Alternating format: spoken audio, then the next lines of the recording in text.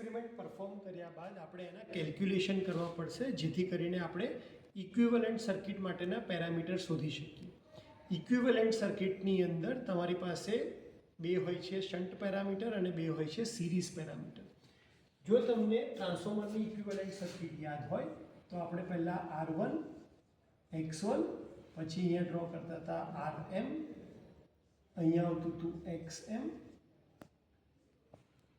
અને અહીંયા પછી એની પ્રાઇમરી, અહીંયા સેકન્ડરી સાઈડ અગેન આપણે એને કરતા હતા R2, અહીંયા કરતા હતા X2 અને અહીંયા આવતો હતો લોડ.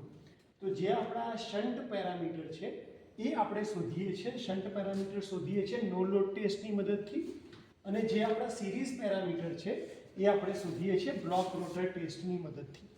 કઈ રીતે શોધીશું? તો નો લોડ ટેસ્ટના રીડિંગ અહીંયા મેં લખ્યા છે કે નો લોડ ટેસ્ટના રીડિંગ છે 230 વોલ્ટ, કરંટ છે નો લોડનો 3 એમ્પિયર અને એ વખતે પાવર છે 125 વોટ. આના ઉપરથી હું નો લોડનો પાવર ફેક્ટર શોધી નાખીશ.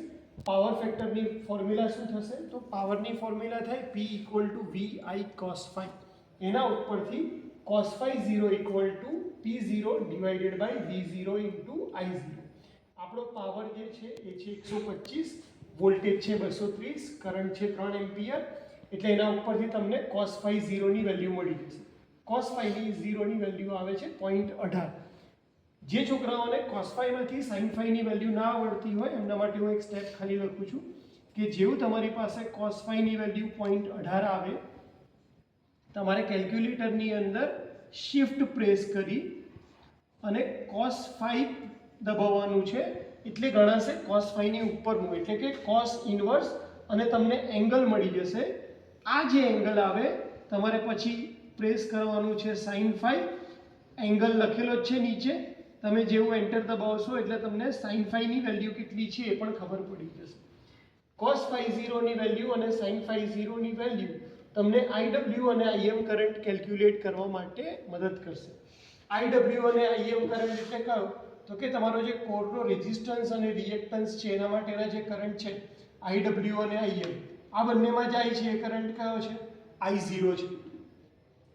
તો આપણી પાસે IW અને IM ની વેલ્યુ મળી જશે. IW ની ફોર્મ્યુલા થશે I0 cos phi 0. તમે I0 ની જગ્યાએ 3 રાખશો, cos phi 0 ની વેલ્યુ મૂકશો એટલે તમને અહીંયા વેલ્યુ મળી જશે. સેમ વે IM ની અંદર વેલ્યુ મૂકશો એટલે તમને IM ની વેલ્યુ મળી જશે. IW અને IM મળી જાય, તમારો વોલ્ટેજ સેમ જ છે તો તમે આરામથી RC અને XM શોધી શકશો. RC ની ફોર્મ્યુલા શું થશે? તો કે V0/IW. V0 230, IW 0.54, એટલે તમારા રેઝિસ્ટન્સની વેલ્યુ આવી છે 425.92. એ રીતે તમારું બીજું શન્ટ પેરામીટર XM, V0/IM 230/2.95, એટલે તમને વેલ્યુ મળી જશે 77.96. તો નો લોડ ટેસ્ટ પરફોર્મ કરવાથી આપણને બે શન્ટ પેરામીટર મળી રહ્યા છે, RC અને XM. હવે વાત કરીએ ઇક્વિવેલન્ટ સર્કિટ માટેના આપણા સિરીઝ પેરામીટર. તો એના માટે આપણે બ્લોક રોટર ટેસ્ટ પરફોર્મ કર્યો. બ્લોક રોટર ટેસ્ટની અંદર આપણી પાસે 3 રીડિંગ છે, VSC, ISC અને WSC.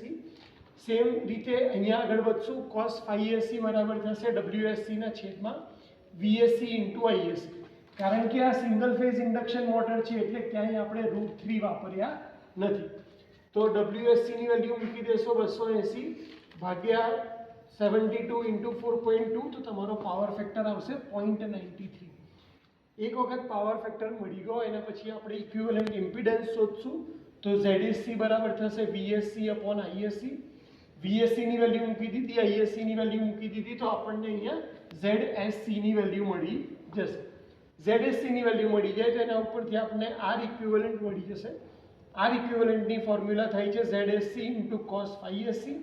ZSC ની વેલ્યુ મૂકશો, cos phi SC ની વેલ્યુ મૂકશો તો R ઇક્વિવેલન્ટ આવશે 15.94. એ રીતે X ઇક્વિવેલન્ટની ફોર્મ્યુલા આવશે ZSC × sin phi SC. cos phi ની વેલ્યુ ઉપરથી તમારે sin phi ની વેલ્યુ તમે જો શોધશો તો આ કેસમાં આવવાના છે 0.36 ગુણ્યા ZSC કરશો તો X ઇક્વિવેલન્ટની વેલ્યુ મળી જશે 6.3. R ઇક્વિવેલન્ટ બરાબર શું થાય છે? તો કે R1 + R2 dash. X equivalent બરાબર થશે X1 + X2 ડેશ. હંમેશા આપણે ઇન્ડક્ટન્સના કેસમાં એવું ધારીએ છીએ કે x1 અને x2 ડેશની વેલ્યુ, x1 એટલે હું ક્યાંની વાત કરું છું અહીંયાની, x2 ડેશ એટલે કે જે પ્રાઇમરી સાઈડ આપણે રિફર કરીએ એ બંનેની વેલ્યુ લગભગ સરખી હોય છે. તો x ઇક્વિવેલન્ટ ડિવાઇડેડ બાય 2 કરીશું તો આપણને x1 અને x2 ડેશની વેલ્યુ મળી જશે. આ ઇક્વિવેલન્ટ માટે તમારે સ્ટેટર રેઝિસ્ટન્સની વેલ્યુ શોધવી પડે, જે તમે ડીસી ટેસ્ટ પરફોર્મ કરી અને મેળવી શકો છો. એક વખત R1 ની વેલ્યુ મળી જાય તો R ઇક્વિવેલન્ટમાંથી R1 ની વેલ્યુ બાદ કરતાં તમને R2 ડેશની વેલ્યુ મળી જશે. એટલે હવે આપણને જે જોઈતા પેરામીટર હતા એ બધા આપણને મળી ગયા છે. તો તમને RC મળી ગયો, XM મળી ગયો, R ઇક્વિવેલન્ટ અને X ઇક્વિવેલન્ટ મળી ગયો છે. તમે ચાહો તો ઇક્વિવેલન્ટ સર્કિટને બે પાર્ટમાં ડિવાઈડ કરી અને ફોરવર્ડ અને બેકવર્ડના કન્સેપ્ટ સાથે પણ ડ્રો કરી શકો છો. તો આ હતું નો લોડ અને બ્લોક રોટર ટેસ્ટ માટેનું કેલ્ક્યુલેશન કે જે આપણે સિંગલ ફેઝ ઇન્ડક્શન મોટર માટે પ્રેક્ટિકલ પરફોર્મ કર્યા પછી કરવાનું હોય છે. Thank you.